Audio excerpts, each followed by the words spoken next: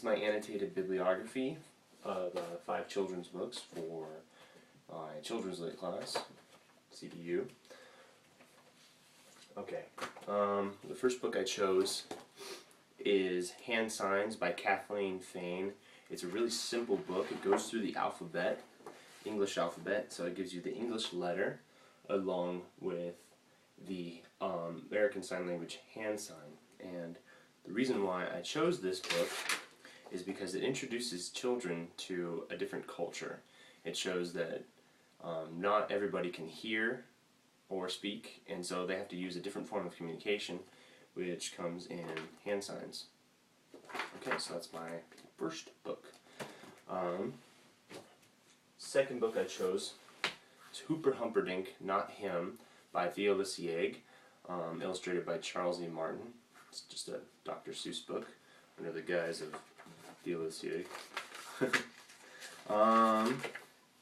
This book is also pretty simple. It's for really young readers.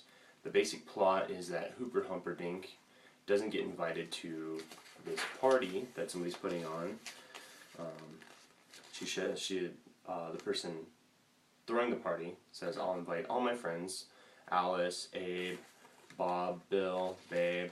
Goes through the entire alphabet.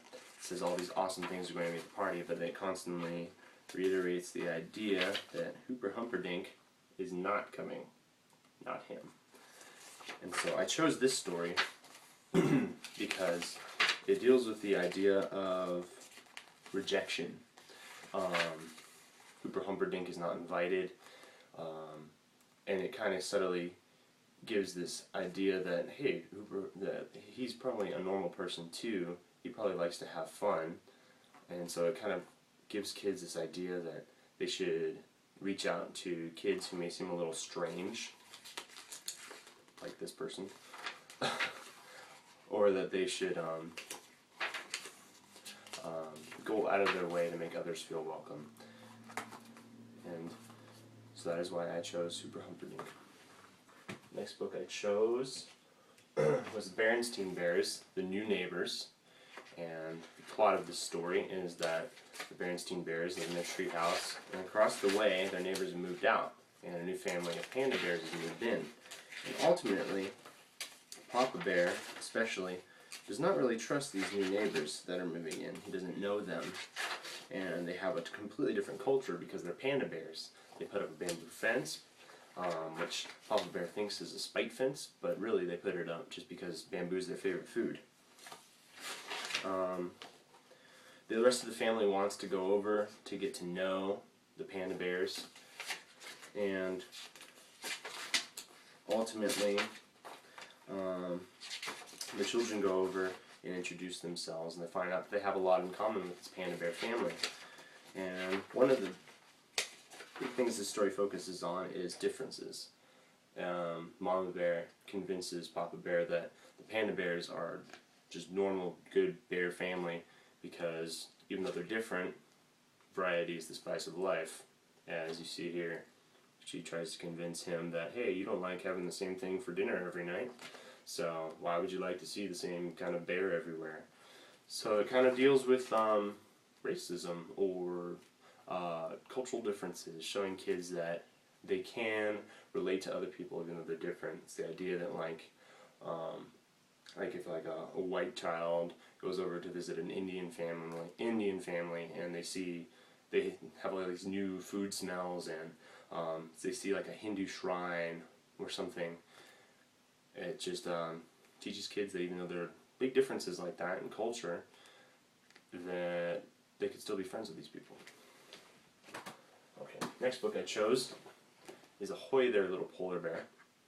And it's about a polar bear who gets caught out to sea, picked up by a ship, and brought to the big city where he meets a bunch of cats. And these cats, he has to learn how to trust, even though they're totally different creatures than he is. And so he gets introduced to this new city, this new place. He isn't used to the dirt. There's a mildly green message here. He isn't used to the dirt of the big city, he isn't used to the cats.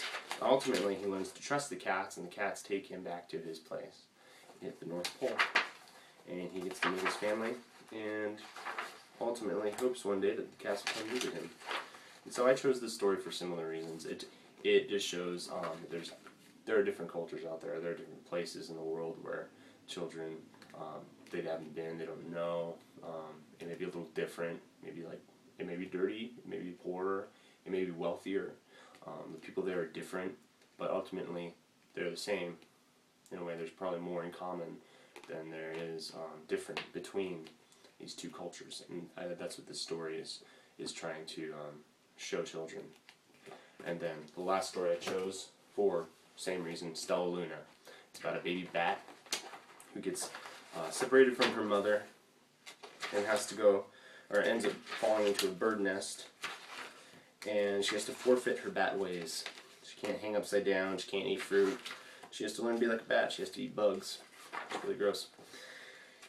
And she has to learn to fly during the day and live during the same hours as the birds. And in the end, she gets reunited with her bat family, and the moral of the story is that even though birds are different from bats, that they're ultimately similar. Picture.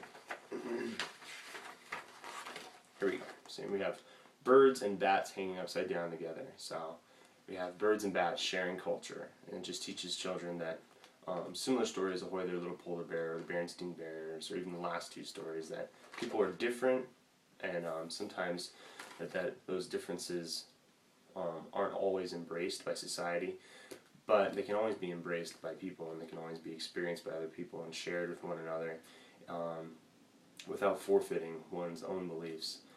And it's just a matter of truly being tolerant, not the idea of being tolerant to like an extent or something like that, but really like experiencing somebody's culture, knowing that you may not agree with it or that it may be different from yours, but ultimately in the long run, learning how to relate to these people and learning how to live life with them and experience their different culture.